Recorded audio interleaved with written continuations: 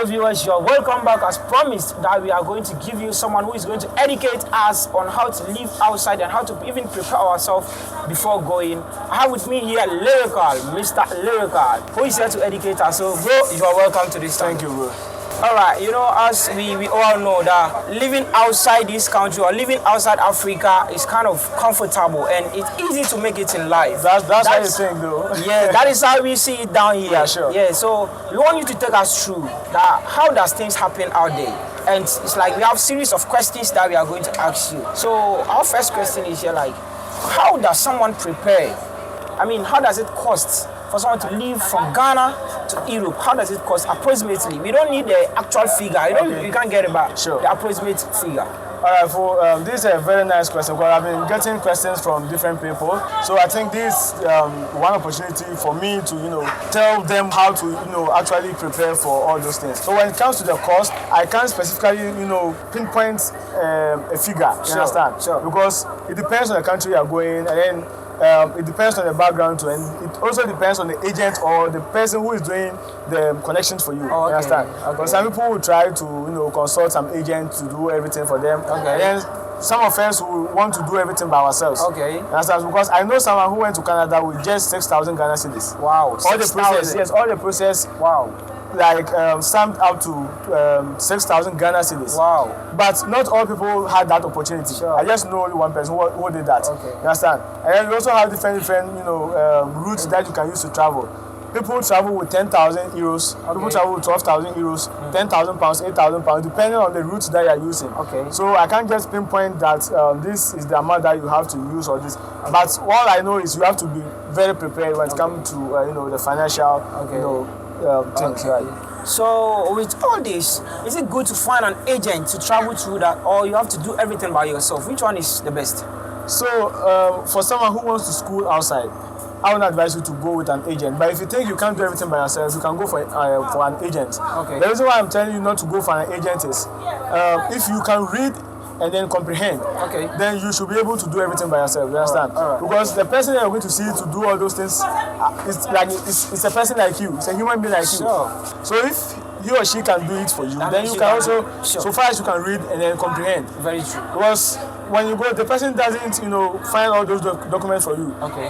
He or she is going to ask you to bring all those documents. He's going to do everything for you. Okay. So if you can read, go to the same way you are using your bundle to watch me right now. Use the same energy. Go to the internet. Go to Google.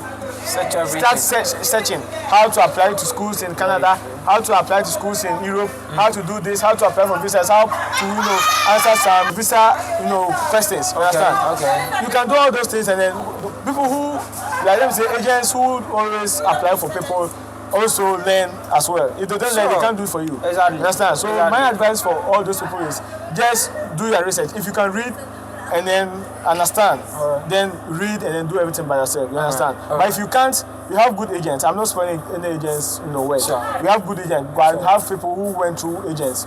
But personally, I don't trust agents because the agent will do all those things for you and then charge you $10,000 and then put this in his pocket. Okay. Whilst you can do the same thing and then keep your own money. Okay. You understand? Okay. But I will advise you to do everything by yourself. So it's best you do your own investigation, do your researches, and then see that, okay, I can do this by myself. Yes. You go to the embassies, you see the right people, yes, and then pass through. And even with Canada, when you go to their official IRCC page, that is their immigration page, they have so many questions. IRCC.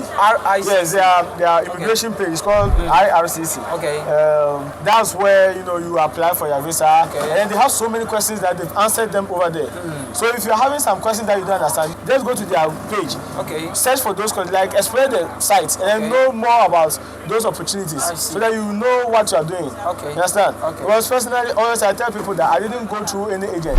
I did everything by myself and then by the help of someone who was living in Germany. And I've helped so many people to do their visas by themselves. That doesn't mean I work at the embassy. No. Okay. I just give you advice because people apply, I give them advices and then they get bounced.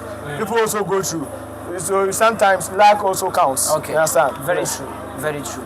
That is very solid. I mean, the viewers may get some understanding from this point. Now, my next question is, in case someone like me, I just want to travel outside to make it in life, and I don't know anyone, I don't know anybody up there, how do I do this? Yeah, so that's how we have different routes of traveling, right?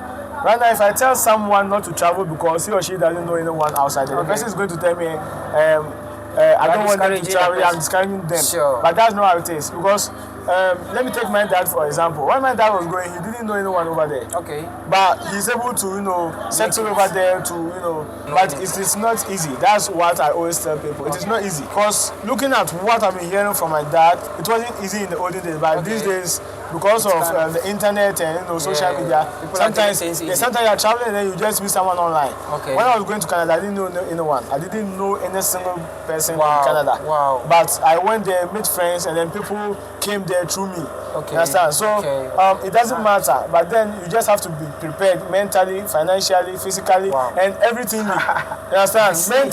mentally, because sometimes you wake up and then you don't get anyone to talk to, because over there is either work, home, school, work, home, school. Okay. Understand? So the person is not going to waste his time talking to you whilst there's work for him. Giving you any directions. So sometimes, if you are not mentally stable, you might think God has abandoned you, but that's not how it is. That's life. All right. Because it happened to me. All right. Yes. All right. That is very solid. Okay, with this question now, it drives me out. It reminds me on a question that I've heard of a Red Cross, something that if you get there, you don't know where to go, your whereabouts, they can keep you, feed you till you get.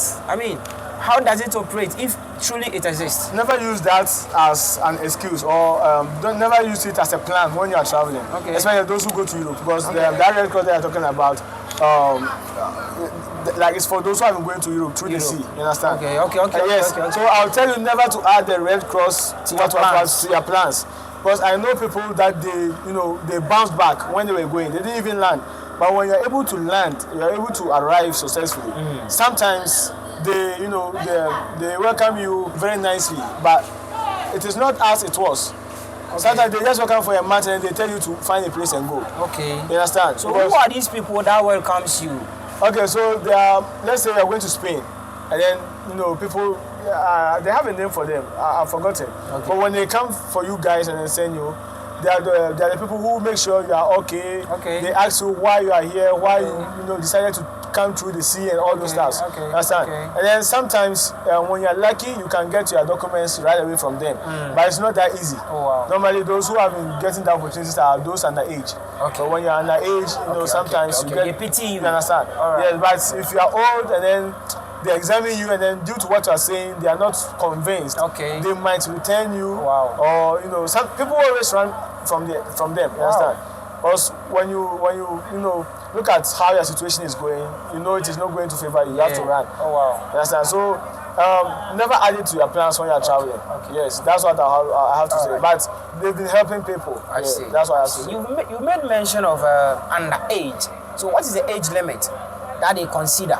It's 18. 18? Yeah. Okay, so below 18 they will consider, but above 18? It doesn't mean they are going to consider you. When you are under 18, there are some schools that you can go and register. Okay. It's those who have been going to Spain, normally those who go through this, sea, always go to Spain, Italy, and all those. Okay. So those who have been going to Spain through the sea, when you are underage, sometimes you get the opportunity to go to the school and then learn their languages and other stuff, and you pass through some channel and then get to your documents. Okay. You understand? But when you travel, one thing that you have to put in mind is how to get your documents. Okay.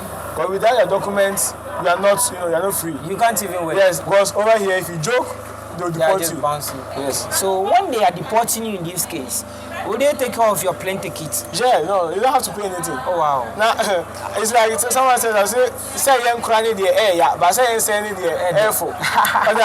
Sure. When you were going there, it was very difficult for you to get there. But when they are bringing you back, it's very easy. Oh, okay. You went there through the sea, but when they are bringing you back, they'll give you a full plane. You feel bossy. You understand? As you are coming to suffer. Yeah, it's kind of funny, but I don't wish that on anyone. Understand? Because I've seen the hardship here. I've been here for like 1 month, and I've seen how people are screaming. It's not easy, bro. Like it's never easy. It's never easy. What am I to say? All I can do is to just educate people on how to. That's why it's very painful for you to pay money to someone. For you to be deported. And then the person will. Sometimes you pay, the person will do everything and tell you that this is what can pay. You get there and the person will never tell you the kind of document you used to, apply for you. Okay. You get there, they ask you a simple question you're not able to answer, then they bring you back. Wow. Then that means all this money that you've paid is wasted. Wasted. Well, when you come, the person is not going to pay it back to you. But the person, it was an agreement that he's going to get you a visa, and then he has actually Giving you the visa. Giving you the visa. So you have nothing to say than take it away. We need to be very, very careful, especially on people that say work and pay basis. Yes, work and pay, especially those who have been saying there's work and pay in Canada. My friend. I see. There is no work and pay in Canada. Wow. There is no work and pay in Canada. If someone can challenge me, just come under my comment section and tell me that there's work and pay. Wow. They are just using their mind. Wow. This is how it is. If you tell me there's someone who went and had a job to do, the person who did the process here knows someone there. That's why you get there, and you sometimes you work for 3 months and they tell you you have to find your way out. Wow. You understand? You can ask people having their visitor visa over there. Just ask them how is life over there. Okay, my next question is, some people are living outside this Africa. I mean, some people are living up there, but still they are not making it. They keep on saying things are difficult, we are not making it. Why? I mean, the fact is, it's not that easy as we see it. But the thing is, we have so many opportunities over there. Okay. People who have skilled jobs, vocational jobs, are making it more than people who are working in offices. Wow. But over there, it's rather vice versa. People in the office are, stealing, putting their hands on what they are supposed to. No. Come to think of this, do you mean corruption is everywhere? Corruption is everywhere, but it is dominant here in Africa. Okay. I will not say Ghana, because it is dominant. If you go over there, you see South Africans complain about the same thing. You see Nigerians complain about the same thing. Yeah, so corruption is everywhere, but dominant in Africa. I see. So that means even if you are working under the government faculty and you don't find a way of getting some surplus money aside your monthly earning, that means you're not going to make it. Like, I respect teachers over here. I respect teachers. But imagine a teacher taking 1,000 Ghana cedis. The person has a family. Just imagine, right now there's free education. Please, before I say this, I don't campaign for anyone. Okay, sure. But I'm just talking. I'm just addressing what is at hand right now. There's free education right now. Yeah. But I have a sister who was going to school, and we paid like more than 1,000 Ghana cedis. So where is the free education? It's indirect. You are paying things. So imagine I'm a teacher and I'm taking 1,000 Ghana cedis, and my child is going to school and I have to pay 1,000 Ghana cedis. How much will I get? At the end of the day, you run out. How much am I going to put on the table for my wife to cook for me? Ladies and gentlemen, we have so many questions that we can ask this gentleman here, because he's a diaspora out there. He's living in Canada. I mean, he travels to Germany, Canada, Europe, and I mean, all around. He travels everywhere and he finds things so easy. That is why he has created this, and he's teaching us, he's educating us on widows down here that are willing that one day we are also going to live up there and maybe live like him or even above him. But if you don't know all these things, how are you going to do this? Maybe when he was living, he didn't have this education. If he would have had it, then that means he would have been bigger than this right now. So it's an opportunity, as it is said, that it is given to you, that you are learning. You are taking something out of it. So when you are traveling, you know what you are really going to do. You know what? On this note, let's take a break and we are going to come back again. Don't forget, I go by the name Finest Learn Tutu, and let's take a quick commercial break. When you are back, we'll continue for you guys.